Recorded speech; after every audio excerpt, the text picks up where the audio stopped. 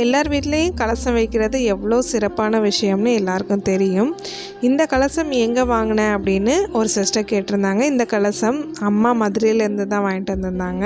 இந்த கலசம் நான் ஒரு 6 மந்த்தாக யூஸ் பண்ணிகிட்டு இருக்கேன். அதுக்கு முன்னாடி ஒரு 3 வருஷமாக வேறு ஒரு பெரிய கலசம் வச்சுருந்தேன். அது 2 லிட்டர் தண்ணி பிடிக்குன்றதுனால என்னால் மேக்கப் பண்ண முடியல. ஸோ அதனால் இந்த கலசம் யூஸ் பண்ணிகிட்ருக்கேன். இந்த கலசத்தில் ஸ்வஸ்திக் சிம்பலும் ஓம் சிம்பலும் இருக்கும். ரொம்ப தெய்வீகமாக இருக்கும் பார்க்குறதுக்கே.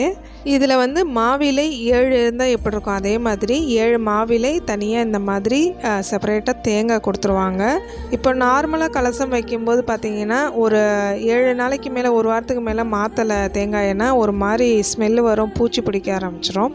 நம்ம கொஞ்சம் கவனிக்க மறந்துட்டாலும் அது ஒரு மாதிரி ஆகிடும். அதனால் நான் என்ன பண்ணிட்டேன்னா இந்த மாதிரி கலசம் யூஸ் பண்ண ஆரம்பிச்சிட்டேன். இந்த கலசத்தை பார்க்கும்போது என் தாயார் மகாலட்சுமி என் கூடவே இருக்கிற